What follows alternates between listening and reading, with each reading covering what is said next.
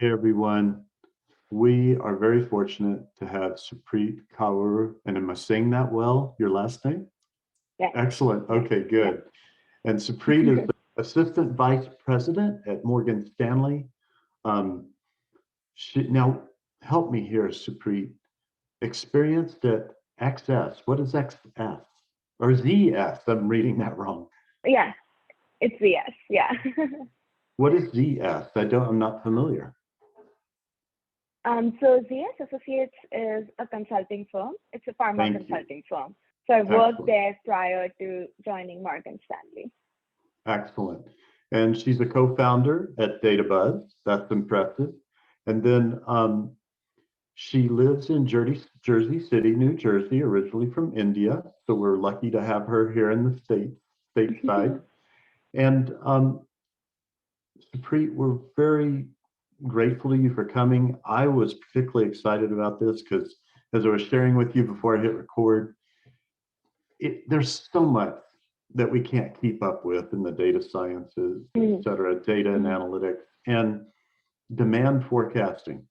That just sounds hugely important in the fintech realm. So I'm extremely excited to hear your take on it. And please take it away. I'll go on mute. And then when you're done presenting, we're going to politely pelt you with questions.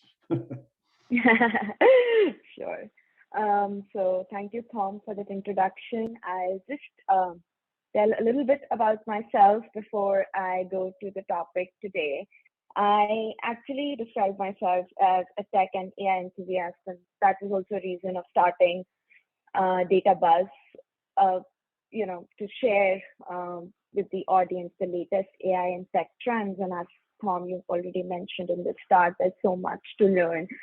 So I just thought of having a platform where I could post the articles, the blogs, and also conduct fireside chat series similar to what we are doing today, where I can invite guests and learn something from them.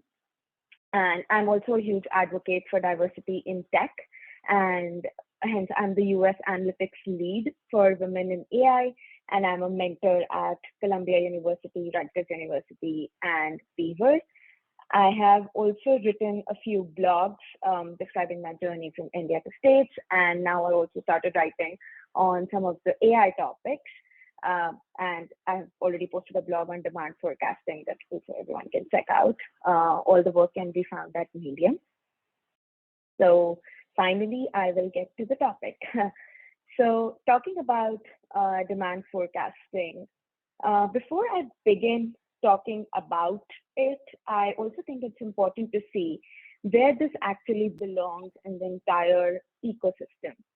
So just to give you a little background, demand forecasting is an important weapon for demand planning process. And as the name suggests, any company where some goods are involved, it might be medicines, cosmetics, grocery, the demand planner role is crucial. They help in predicting the demand for a particular product and add value by accounting for the events happening around the world to tweak the demand accordingly. Now, when I say tweak, I don't mean that we are introducing bias here, but there are once in a lifetime events that happen which cannot be sometimes captured by any of your machine learning or statistical methods, like COVID and Ukraine war. And I'm sure a lot of data scientists such as me noticed their forecasts going south during such events. So there's a and human factor which is very important to account for all of this. So demand forecasting is just like a tool for them to predict the demand for whichever industry they belong to. Historically, there have been a lot of tools and a lot of great companies like SAP have had a few tools where the demand forecasters basically would or planners would put in some numbers. Okay, this is the demand for my XYZ product, and it would generate and it would give them the demand for next 3 months, 6 months, 12 months, whatever they would ask for. And if we understand those products, even behind those products, there were statistical methods that were dictating that demand. So then, obviously, with the advent of machine learning and AI, a lot of companies started having all of these methods at their disposal, and they started leveraging them. So I would start with a few statistical methods, and some of you might be aware of those methods, some of you might not be, but I would like to give a holistic picture of all these methods. And you can also consider this as a guide to explain it to a stakeholder or someone who might not be as well versed in data science as you. Because in my career, I have worked with purely tech people, very super smart data scientists who are mathematical PhDs and like really super smart people. But on the other hand, I've also worked with the senior leadership who are more interested that, okay, explain the algorithm to me in a layman. I'm not really interested in the mathematical aspect of it.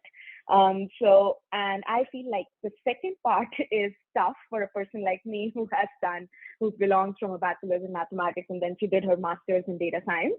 So that's why I wanted to put it out there, and maybe you can consider this as a guide and take help from here. So let's start with the data and then the components of a time series. So if you understand how a time series data would look like, or what kind of attributes you would need to form a simple time series prediction, they would include a unique ID, a timestamp, the number of units, the name of your product, and country. Since demand planning is now becoming a global process, it is very important to account for the country in your forecast, because if a product is performing well in US, it might not fare well in India. And with all the companies being global, even the demand planners it's not that one person handles all the countries. Usually demand planners are based out of one region or continent as well, so that they can account for the events in their local areas and understand what's happening better. And the other thing is that you have to be careful of in what form are you receiving the number of units of your product. Sometimes you might have to do some data wrangling here to roll up the demand to a weekly or a daily level, depending on how your supply chain works.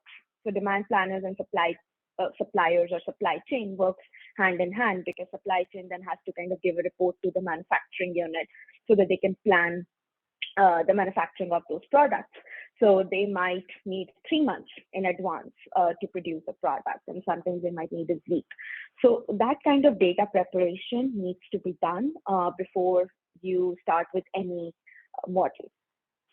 And then there's one thing that I think my mentors have taught me, and I always tell the budding data scientists, please spend some time understanding your data through data exploration, because that is how you're kind of going to get a grip on your data, and then you'll be able to understand the results produced by your models better.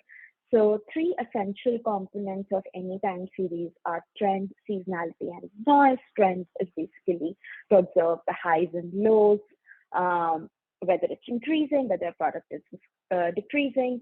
But if you see any spike or dip that cannot be explained by any business reason or the event, we call that as noise. And then there is something called seasonality. We often hear about all these seasonal products like Christmas trees that people usually buy during Christmas. So it repeats at the same time of the year every year. So now going to our first statistical model, which is ARIMA. And as the name suggests, auto-regressive integrated moving average. Historically, there's also been predictive analytics that was done just based on moving average, right? And a moving average basically captures the average change in your data series over time. But there are shortcomings of moving average, right? Like moving average basically might consider, it might flatten all the highs and lows and give you a very smooth line or smooth curve to base your prediction. But what if you are, let's take an example and understand this, right? So let's say we want to predict the number of COVID vaccines that were sold in 2021. You can't use the similar data for this because the vaccine sales didn't occur prior to this. and so instead of measuring the difference between similar months or weeks, you'll take a moving average. Now, by flattening the highs and lows, you might get a very long, say 24 or 26-week moving average. Right, and that would be high or low depending on when the people are getting their dose, if the people are opting for it, the country that you're in, so forth. And that's what a moving average is, and it does. But the longer your moving average is, the more flat your curve will be. But what about if you're in the middle of the COVID right now and you're trying to predict, okay, what would be the sales next month? Your next week. Your moving average doesn't take into account the fact that this week was really bad, and next week will probably be more impacted by this than the last 23 or 24 weeks. So that's when ARIMA or ARMA comes into play. It would consider the most recent information, and it will be able to provide you with more accurate prediction. And the goal of the model is basically to predict values based on the differences between the values in the series instead of actual values. Now, differencing is also one of the techniques that you might use to kind of flatten out your curve, make it more stationary. And ARIMA is known to work on a very stable time series. If your product demand is bizarre or have crazy trends, ARIMA might not fare well. And but like when you have an array of products, not every product has a crazy trend. Some are pretty stable. Like people are going to opt for milk or bread, whatsoever, even during a pandemic, even if they're hoarding it. That's something they're going to opt for. But if you consider a product like a rare drug or something like that, they might not opt for that often. So ARIMA is a good choice for your stable products in the company. And there are some of the important parameters, if you see from a coding perspective, that dictate the performance of ARIMA, mainly P, D, and Q. And P is the number of lag observation, D is the degree of differencing, and Q being the number of lagged forecast error, or also called order of moving average. And with these R and Python, we have such good packages that they automatically dictate the best value of PDQ based on the AIC and DIC. So you just have to give them a range, and the models are smart enough to choose the best value and produce the most accurate forecast. Now coming to the next model, which is Holt-Winters. Holt-Winters is also a statistical model, but it basically kind of works on the three aspects of time series, what we discussed, like the average, a typical value, slope or trend over time, and cyclic repeating pattern, which is seasonality. So it's also called triple exponential method, the only reason being because it covers all the three components.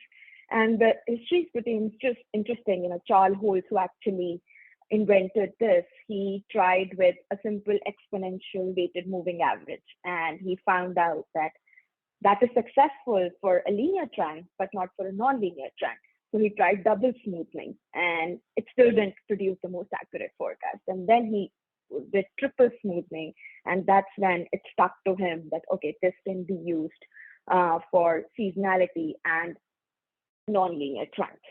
And if you see, like, most of the real world data is heavy on trends and seasonality. So definitely Holt-Winters come into play. In my experience, companies don't opt for Holt-Winters just for one reason, especially if you are at a client setting where you have to explain it to another stakeholder. It's a little complex algorithm to explain. So people might opt out and just do ARIMA instead.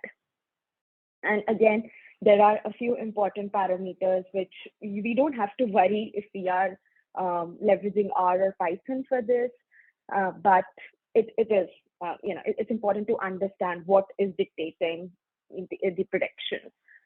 A few of them I've already mentioned, the three aspects of time series, but the other ones being like the length of your season, the number of periods in your season. All of these also you have to specify in your model before making the predictions. So something that I was also mentioning in the start, and adding on to what Kimberly said, as I said, that my experience during the pandemic was that ARIMA and Holt Winters fared well over the advanced AI models. And if you think about it, at that time I was working in the pharma industry, and there are a few medicines or drugs that are actually taken subcutaneously, or like the patient has to go somewhere to take those drugs. So when the hospitals were at all time high with the patients and everything, and there were not enough resources, there were a lot of people who were not able to go to get their dose. And then there was a sudden dip, even if their medicine was due or whatever it was, but they couldn't reach because everyone was obviously scared of COVID.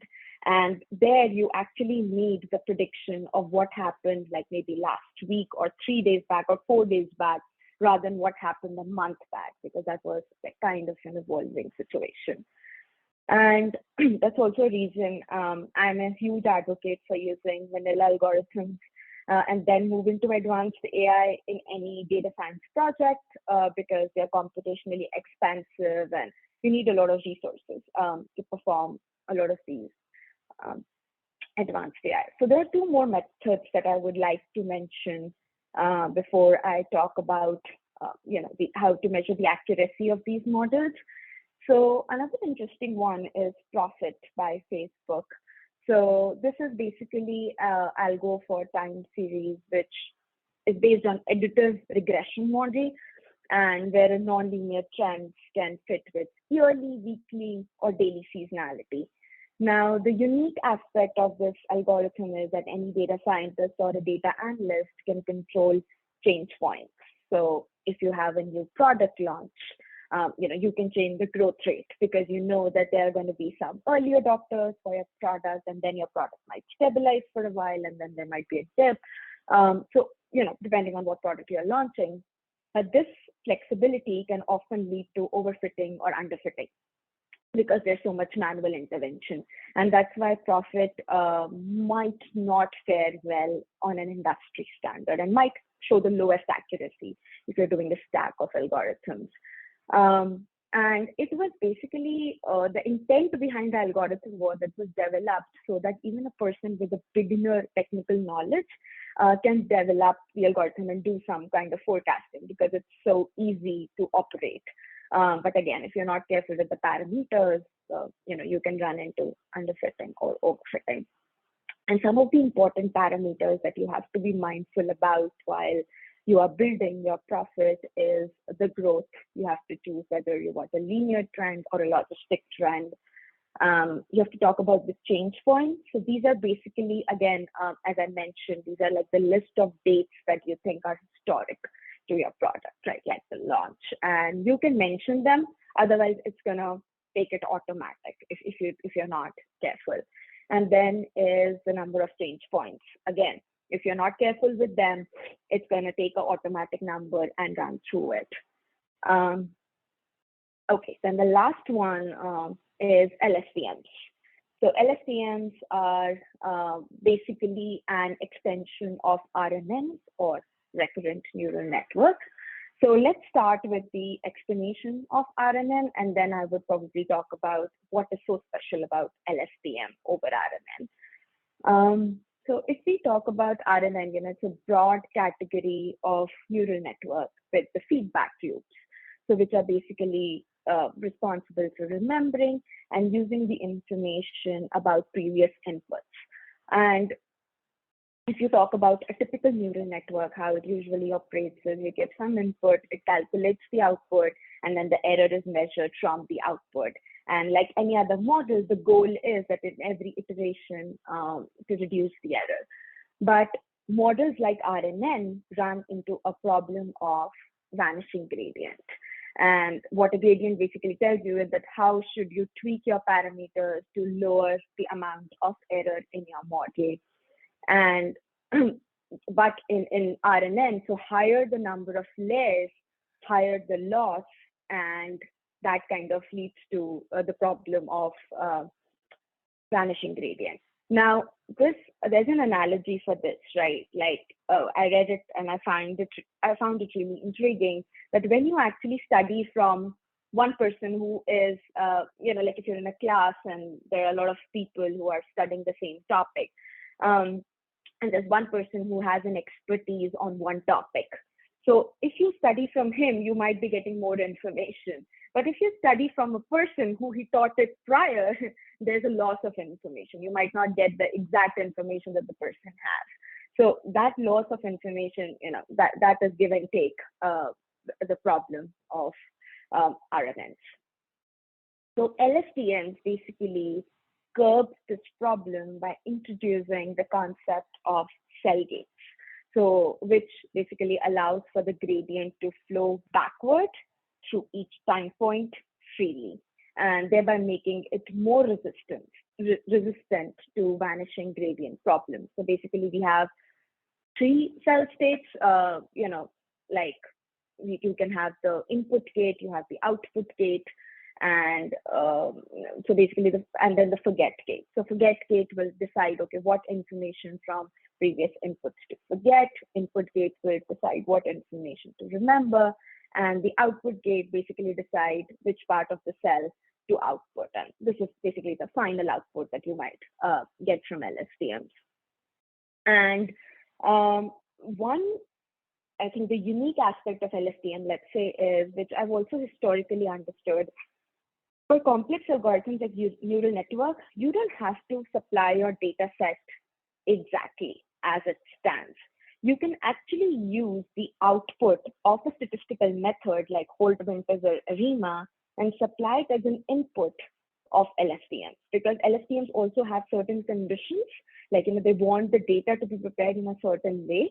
So we have already kind of removed the seasonality, and you ensure that, okay, it's, that there are no crazy points, and you remove the noise and everything. And if you actually use any input, any output from a statistical method as an input to LSTM, your accuracy will definitely increase. So that is one thing that I recommend any data scientist who would be working on this model in future.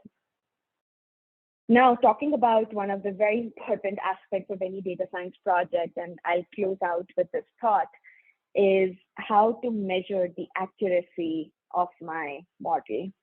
Again, there are a lot of metrics that are available out there. There is root mean square error, there's mean square error, but one that I find works well or is kind of considered a standard in the industry per se is MAPE, mean absolute percentage error.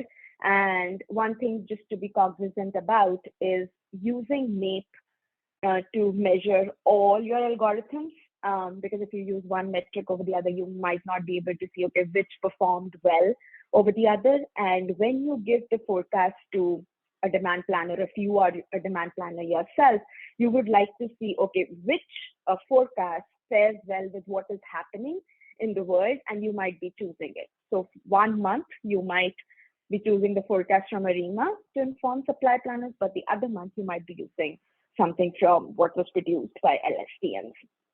And that is why as well, I always say that it's important to have like a stack of algorithms so that you can compare, but comparing it to the same MAPE or to the same metric. And MAPE is actually very straightforward to calculate. It's basically the difference between your actuals and the forecast, and you take like a percentage difference of that. One disclaimer that I would like to give is that all of these views are mine and they don't represent my company or anything. So these are just my personal views that I've had over, working on a lot of interesting use cases. So now I will open for questions. Thank you so much for being patient listeners. Really appreciate it. Oh, no, that was great. Yeah, and frankly, we spend a lot of time, just so you know, Supreet, talking about soft skills for data scientists, and or talking about trends. So I actually love it when we get to go into something deep like you've done. I wanted to ask if I was particularly curious when you develop these models that are time series based, and it sounds like you prefer to use ARIMA most of the time. What I got country, season. What are your main features you're finding in demand forecasting? The main features of the data that you use for prediction? Yes, exactly. Yes. Okay. So one is unique ID, which is very important. Basically so that you can kind of organize your data set and understand it better. Then I got the country, and if you have a stack of products, then every product. Then the number of units, basically, which you're gonna supply historically. And what I also mentioned is that these number of units, you might have to sometimes bring all of them into the same unit. Like some of them might be milligrams, some of them might be number of units. So you have to think of a common scale before you actually start your modeling process. Now, is that number of units for each product? Yes, exactly. That's why we should have like a product and a country column separately so that you can supply it in that way in your algorithms as well. And see it for, okay, per country, per product, how is my model and what are the demands? Now, does each product and its number of units reside in separate models? Or all one model? You don't have, yes, you can have everything in one model, and it's all about data wrangling. So if you actually organize your data set in a way, it's basically going to give you a US prediction, it's going to give you a Canada prediction. So if you can organize your data in a way, then it's going to be able to predict. Now, one thing that's keep going on the features. Then once we've covered all the features, I have a burning question for you. Go on ahead. Sure. Yeah. So I think actually these are like the main 4 or 5 features that you have. Okay. Sometimes you might have to even derive features if your data is not that robust, right? And if there are a lot of null values, say, then you might have to take help of synthetic data or proxy data. But I can, kind of talk about it. If someone has a particular use case, I can help them on that separately. So yeah. And one thing that's throwing me off, how does the number of units affect the demand? I would have thought the demand would affect the number of units. So when I say the number of units, or what a demand plan or a demand forecasting we are doing, if you think about, let's say, Estee Lauder is trying to predict the number of lipsticks, let's say, for the next month. That is the demand, right? Like that is the demand of my user for the lipstick in the coming months. So, but none of the data sets is going to say demand as your column. It's actually number of units. So I'm sorry. So the labels are your number of units. Okay. Yes, exactly. Okay. So then you've got UID, country, season, each product, and those are your features, and then number of units are your labels. Yes. Now, I'm just curious. That's kind of your like why variable. Okay. Yeah. Now, I'm just curious, and I mean this objectively, not emotionally. I never liked RNNs or LSTMs.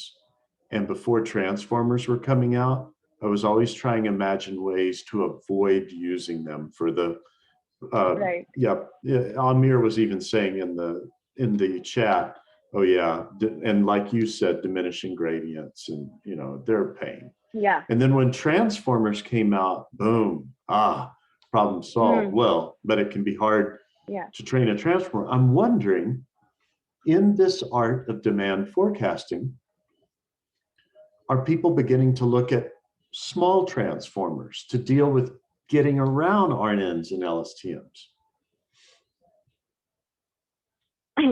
I think one challenge that I think industry is facing, and we have faced in the past, is developing the trust of your senior leaders on the models that you produce.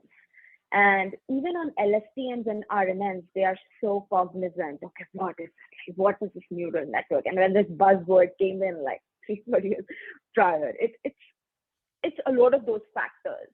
So it's basically like accuracy versus interpretability versus regulatory reasons. And it's just a combination of so many things when you're working in such a high regulated industry, right? So I think that is the reason that, there are, because those restrictions, we could never start those, because then you also need to explain, and that might get tricky. So yeah, maybe 3-4 years down the line, they'll start when we have like a explainability AI model for them as well. But yeah. One thing I try to teach the people that come to me for mentoring and the talks that I give is just to say, hey, we can have, when we develop our pipeline for our machine learning, and in this case, time series, Right. we don't have to use the same model for explanation that we use for prediction. Exactly. Excellent. And I think a lot of companies, I was actually hearing a podcast, they are building linear models just to kind of, so that they can explain, versus just to kind of, what does a leader wants to hear? They want to hear, okay, what features or what parameters basically contributed to my prediction, right? And that can be achieved by linear models as well. So yeah, there's a lot of talks around that, but I have not been a part where they're choosing transformers yet. Sure. So, yeah. And have you experimented with other approaches other than AMIRA? Oh, Other than ARIMA. ARIMA. Yeah. So all the 4 that I mentioned were kind of like the stack of algorithms, and the only reason was, we were doing a lot of research as to, okay, what works well on the industry standard, right, and what to choose, what not to choose, given the time and given the resources. And these were the 4 that kind of fared well, with the kind of demand that we were trying to predict and the data we had. And that's why we tried 4 of these for that period of time. Excellent. I think you're answering questions so well. I'm almost run out, and then I'm very eager to get to Kim's question, but I wanted to ask you, let's see if I can remember this. You talked about, and I wanted to make sure I understood your context. You were talking about trend and seasonality and something else, but then things that you couldn't identify as features in the data. I don't mean features, let me say aspects of the data. Then they were counted as noise, but it was trends, seasonality, and what else besides noise? That's it. That was the 3 aspects that I was talking about. Very good. Seasonality and noise. Yeah. Thank you. That clarified it. So I was afraid I had missed something. All right, Kim, very eager to hear your question. Hey there. Thanks so much. That was such a fascinating and wonderful overview. I would only say, for the benefit of anyone listening, it would be great to also have slides, because I think that would help with a lot of issues and people would be able to clarify their thoughts. But I love it. Thank you so much. And my question is, in terms of ARIMA, Holdwinter's, FB Profit, and LSDM, are there factors that you use, or sort of like a benchmark that you use, to determine which model am I going to start with? Thank you. That's a great question. So as I was also mentioning in the start, that there are some tools that exist historically, and most of the companies have them, where demand planners go, they input, and you get something, they produce an output. So for the start, when we were kind of trying to build the trust of people, we use those tools historically to kind of baseline our forecasts. But once they started seeing that, okay, the forecasts that are produced are actually better, and the write-offs are less now, and this has basically changed the performance of how the demand planning world used to work. They definitely started opting for these forecasts. So yeah, in the start, we did take help of some of the historical tools that existed in the company stack. So sorry, so just to clarify, you're saying that whatever kind of analyses they were using, whether it was linear based or regression based, you're basically looking at their prediction and then trying the algorithms and comparing them against those to say, look at how much we're improving the results now. Would that be correct? Right. I mean, to see the results, we actually kind of wait for 2-3 months and see if the write-offs have reduced. So basically the wastage of product is less because we were able to predict such accurate demand. So the performance wise, we were kind of basing our models on that. But yeah, just to start with, like first 2 months, we were taking those baseline demands and comparing with what our models were producing and seeing, oh, everything is in ballpark. So we are good in terms and of so you're comparing all of those models against each other. Like, are you taking into consideration, sort of like technical debt, and like what are you using to compare how each model is performing? Because from a bank's point of view, they're also looking at how much time it's taking, how much resources it's taking. They're going to be looking at, we want the best results, by the increment. So how are you going about that, if that's okay to share? Yeah. So that was actually MAPE. So that was the error metric that we were using, and we were calculating that for all the models, statistical models, and your advanced neural net models, and comparing the MAPEs. And then after we have the prediction, you compare it against what they have been doing historically from the tools, as I mentioned. Great, thanks. Does And what was the performance metric that you're using? NEAT? I'm not familiar with this one. MAPE, mean absolute percentage error. Okay, thank you. Yeah, and just one more clarification. Everything that I just talked about is mentioned in my blog, and that is also a reason that I didn't create slides. So please feel free to refer to that, and it's on Medium and it's also on my LinkedIn. So, and I'll be happy to share it with Tom post the session. I'll be happy to share the link with you. Definitely, you have a new subscriber. Thank you. Can you drop your link in our chat too for this? Yeah, for this sure. session? That'd be great. For some reason, I'm not able to see the chat. I don't know why. Let's see, you go down to that bottom bar, and then where you see the 3 dots that say more. Oh no, that's not it. It's okay. Yeah. On the bottom bar, you see mute, stop video, and then you see security, participants, polls. Well, maybe you don't see these, but it's about the 4th end from the left for me, in the middle group of bottom icons. Yeah, for me it's participant, share screen, live transcript, and reactions. That's it. Oh, I don't have a chat option. That's okay. Well, we'll get them out to everyone. Okay. I already shared it. Oh, good. Thank you, Amir. Yes, he did. It's Thank up you, there. Okay, okay, good. Okay, so you guys have it. That's great. Yeah. Okay, good. Oh, Kim, your comment was to me privately. Sorry, that was my fault.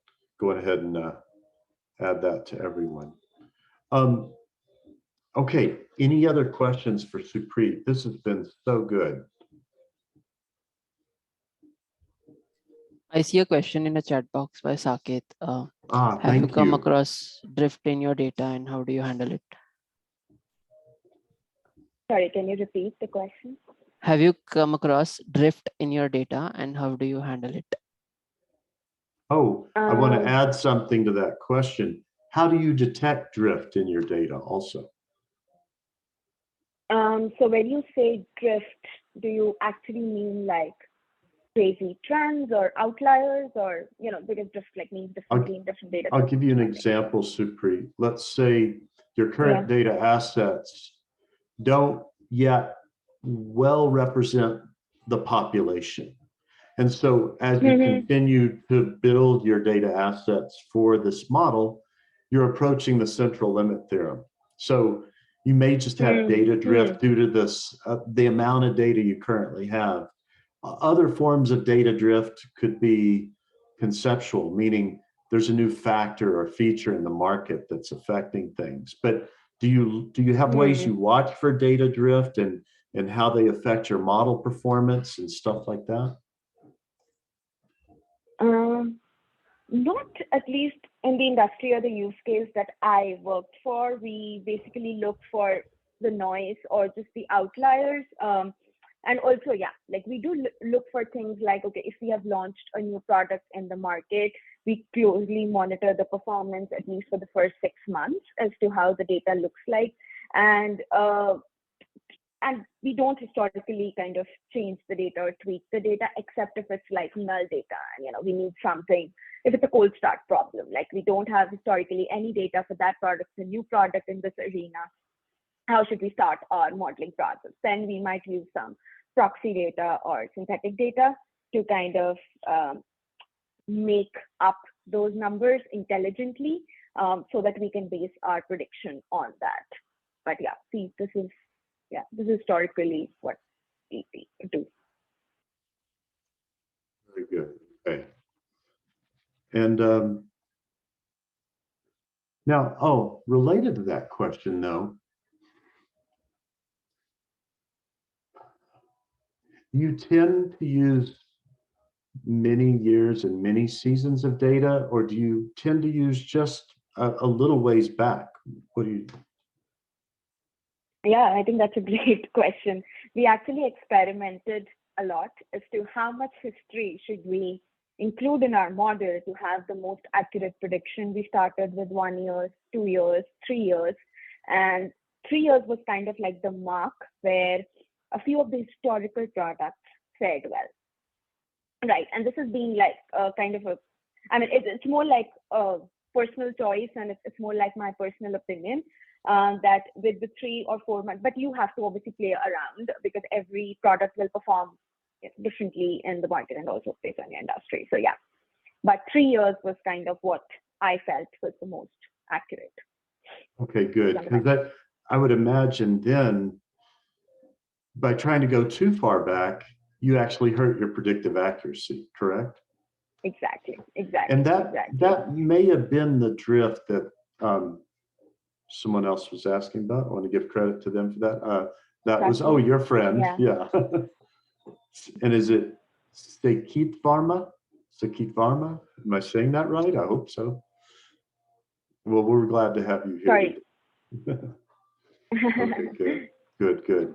Okay, this has been so good. Any other questions, guys? Oh, how far ahead do you forecast for? How do you decide that? And thank you, Sakit Pharma. I hope I'm saying it well. She's the one that asked that question. Sorry, can you repeat the question? Yes, absolutely. How far ahead do you forecast? And how do you decide how far ahead to forecast? Yes, and I think that is something, again, it depends on the use case. And as I was saying, like some of your products, your supply chain team will tell you, I need 3 months advance notice for this product. Only then I'll be able to manufacture X number of units or Y number of units. So it'll depend on a lot of factors, right? Like how your supply chain is built. What product are we talking about here? Does it need to be stored? Will it get spoiled? Especially, if you're talking about the pharma world, those medicines or drugs might just not fare well in the next 3 or 4 months. So a lot of those things, usually we like to give them weekly and monthly predictions, but it is, again, the choice of product and how quickly and how well they can manufacture them in that short period of time. Very good. Okay, cool. Now, as I was reviewing my notes, I got concerned. In your features, you've got a unique identifier. Does that link to the product type or each? Okay. Now, is that each product unit? Because there's another column that's each product. Is each product more of like the type of product, but UID is a specific element of that product? Okay, very good. Correct. So again, that might vary from, it could be like a SKU number if you're talking about an SKUs, or, it could again be like a unique identifier. Okay, so for each unit, that's cool. Yeah, Kim, please go. Yeah. Hi again. Okay, so my next question is, when you're putting together these forecasts, how much do you give yourself wiggle room for error? So for example, something happens in the market. Let's say we're talking about suppliers and the semiconductor industry. All of a sudden the shipments are down. How do you adjust? And when you're doing the models that you're using, for those that are auto-regressive, are they able to pick up on that on their own, or do you have to actually manually go in and change them? Thank you. Yeah, of course. So there is less scope for error, obviously, because write-offs can cause millions of dollars of loss. So there is less scope for error, but again, it's possible. And when such an event happens, yes, autoregressive models might work well because they'll be looking at the immediate demand, which might be a decline or might be a rise, again, depending on the product. So yes, models that are autoregressive will fare well. And if we still observe that the demand is not something that it should be, so demand planning is, as I mentioned, it's a very collaborative process. Once you produce the forecast, you just don't kind of provide it in the form of a CSV or like a table. You actually have all of these discussions. You have these monthly meetings. You review each and every forecast and whether this is what it should be, depending on what's happening in the world. So it's a very tiresome and a very, I would say, it doesn't work in isolation. So yes, and that's where you actually decide what needs to be done next. Thank you. Yes. Sakit Varma had an additional good question. I'm wanting to know it too. Which are your favorite Python libraries that you use in your work for forecasting?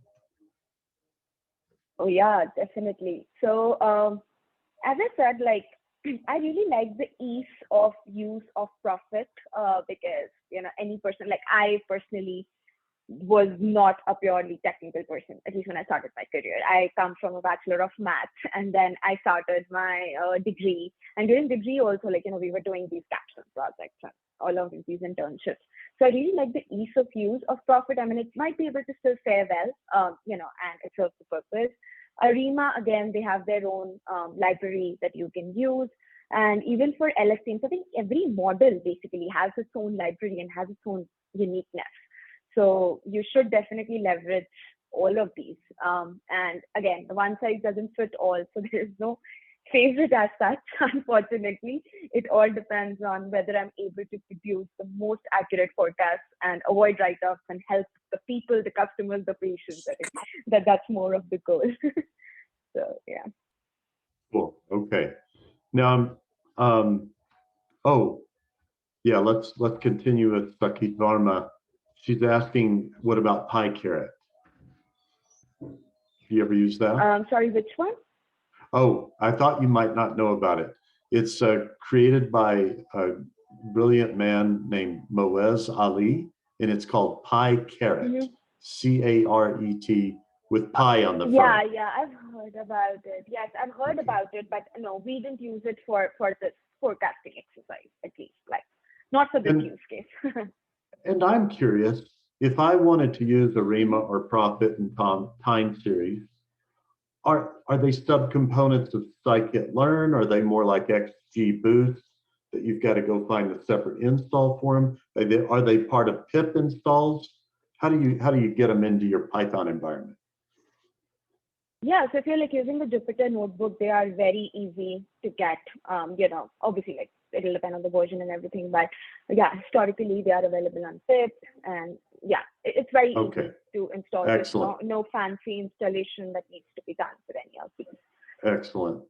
And yeah, Sakit Varma, PyCaret, I haven't tried it yet, but yeah, it looks amazing. You're saying basically, Sakit Varma, that it has forecasting models, and I'm assuming you mean time series forecasting models, right?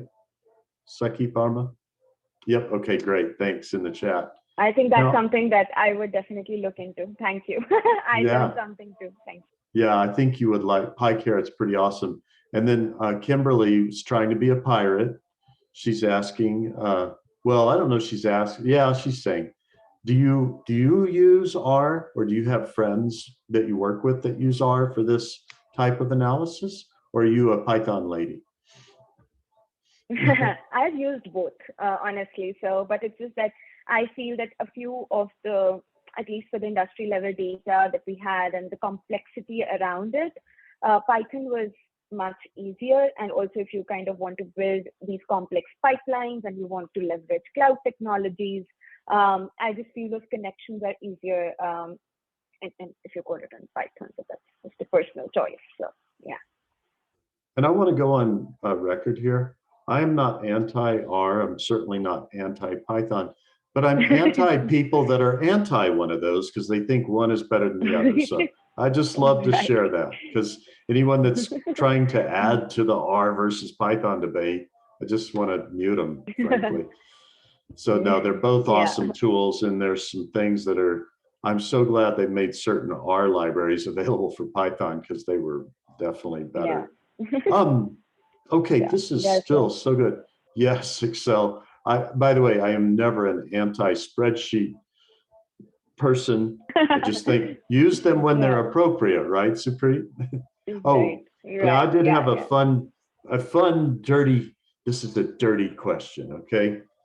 What's your most common dirty data headache that you run into with your demand forecasting? Oh, God. Thinking where to start. And which one was the most difficult is what I'm trying to think. I think I'm personally not a fan of cold start problem, or like when we have the null data. I'm okay manipulating the data that is dirty because I think I have ways around it, and we have expertise in everyone. But if someone asks me, okay, predict the demand for this thing which is going to launch 3 months, that is when things become just tricky, because you don't have enough information to base your prediction on. So yeah, but I don't, I try to avoid them, but I think in industry, cold start problem is the most common over any other forecast. So yeah. Now, real quick, what's been your most effective way to deal with missing values? A lot of things, actually.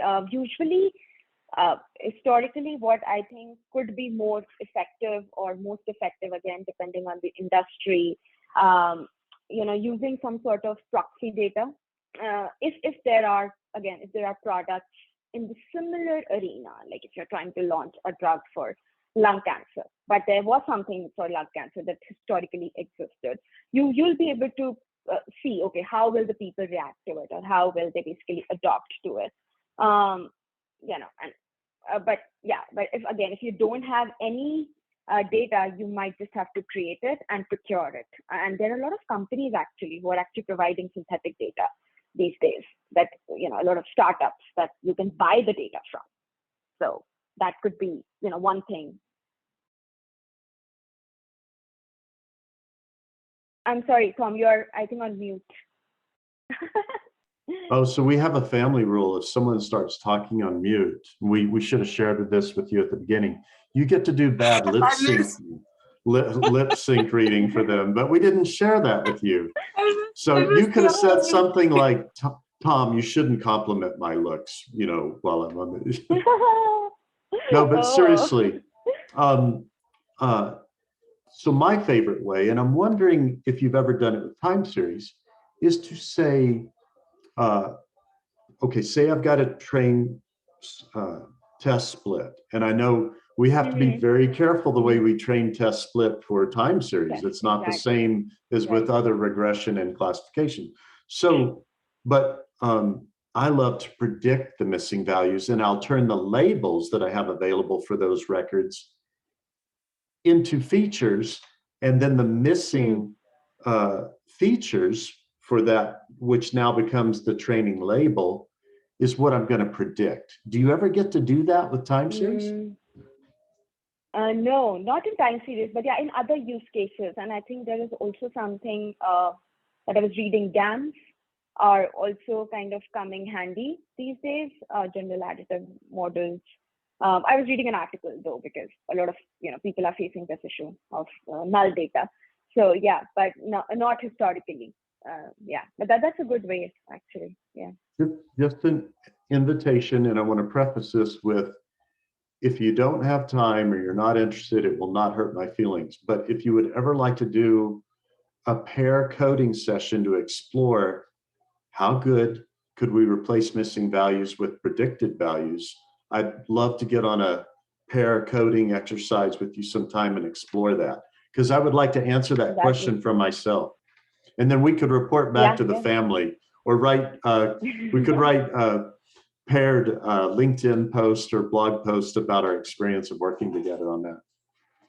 That would be awesome. Okay, we'll try to do it. Okay, other questions, anyone? And we've been talking, let me give a quick overview. Oh, never mind. Well, I'll give the quick overview and then we'll go to Amir. So for those of you that might have joined a little later, we've obviously talking about demand forecasting. It's a type of time series analysis. Supreet has found that the key features for this, being able to predict this well, are unique identifiers for each product, the country, the season, and then the type of product it is. And then she's actually predicting the demand, the number of units that would be in demand. And this is hugely important because then you don't supply more than the demand is, and it can help balance profits while still giving good value to your customers.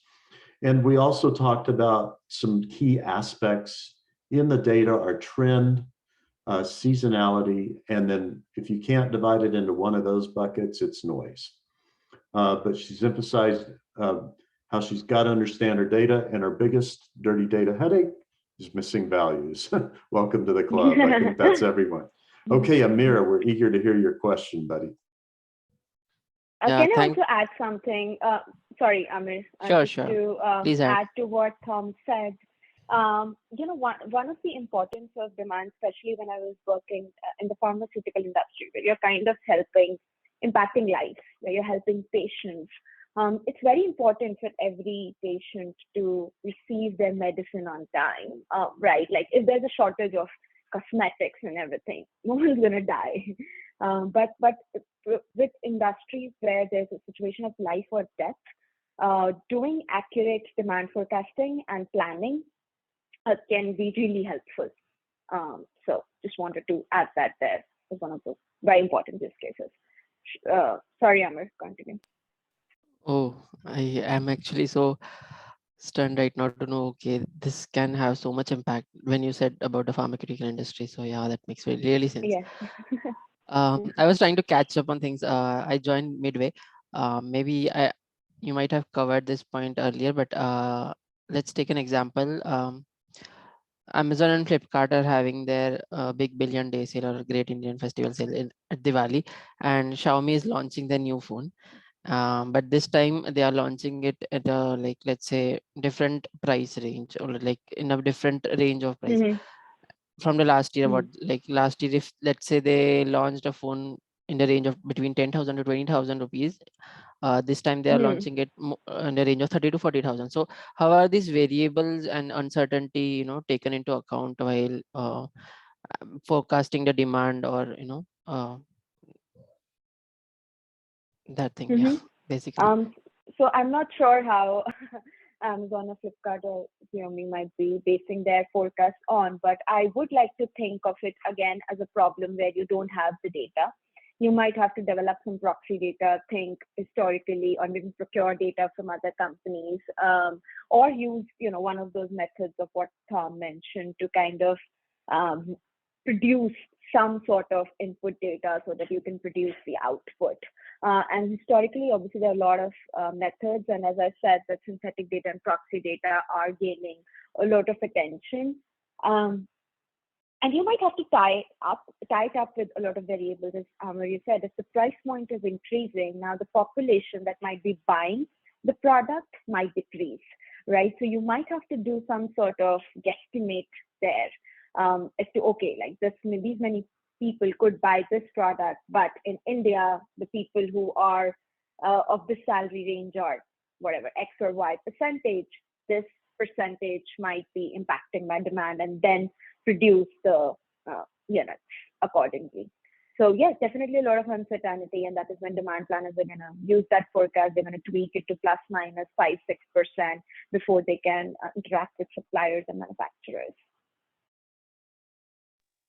Yeah, that helps. And yeah, thank you. That makes sense. Also, a follow-up question: does the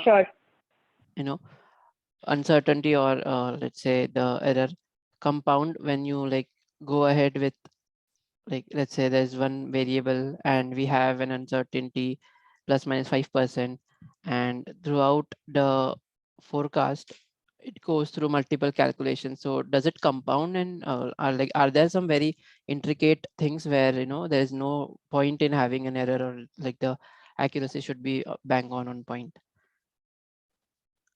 I don't think accuracy would ever be on point, or it would be what you expect, considering that the uncertainty around demand forecasting. And that is why I always say that if we are just relying on the machine learning methods, let's use 5 or 6 of them, and let's see in which one of them our data is able to adopt better.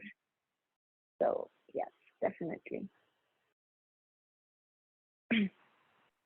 For those of you that don't know, Supreet just emphasized the no free lunch theorem. And I'm glad you did, by the way. She's not presuming for every forecasting that she's going to use the same model every time. Kudos on that. Excellent. Yeah, definitely. Some people get even their advanced degrees in data science, and they somehow miss what the no free lunch theorem is really about. So I'm glad you got it. Yeah. And we need to kindly help each other understand, hey, try multiple models, and there are good ways to compare them. And we could have a whole session on that, couldn't we, Supreet? Yes, definitely. Excellent. Excellent. Definitely.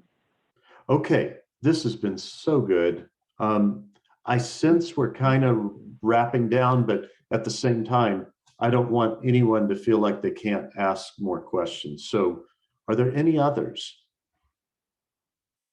And also, I would like to add, when you read my blog, if you have certain questions or you want to discuss a certain use case where you think I can add value, please feel free to reach me on LinkedIn. I'm very active on LinkedIn, and I would be able to respond to you as soon as I can. So definitely.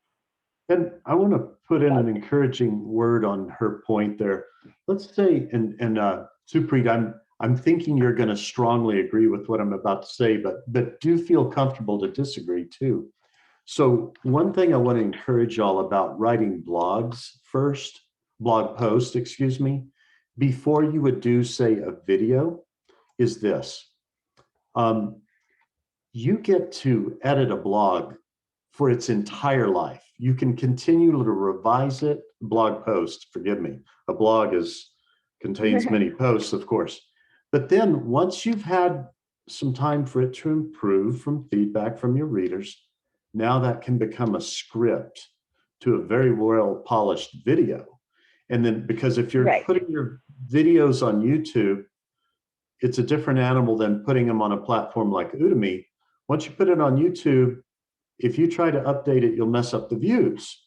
So start with blog posts and let them become a really good script for your videos. And that's just some suggestions, because as you know, by the way, Supreet, a big thing we do is help each other grow our personal presence online, so we get have a better and stronger online portfolio. And you've been a good example to us today of speaking from your blog post. That's awesome. And so these things are good to emphasize too. And it looks like you're agreeing with me on, yes, start with a post, then go to a video. Okay. And then you are welcome. We were glad to have you with us today. Any last questions? Otherwise, we'll let Supreet have her Saturday afternoon in beautiful New Jersey. All right. All right. And again, don't be shy. Okay. I'm going to go ahead and wrap it up. Supreet, thank you again. And we'll get this recording online, and I'll share the link with you. And then I'll write a post, and I encourage anyone else that was inspired by this to write a post too. And if you let me know, I'll link your post in my comments, and you can do the same with mine. And then Supreet, if you want to write a post, let us know. We'll go support it too. Yeah, all right, definitely. Thank you so much. Thank you, everyone. This was great. And to those of you listening online, have a great rest of your Saturday or whatever day you watch this. Take care.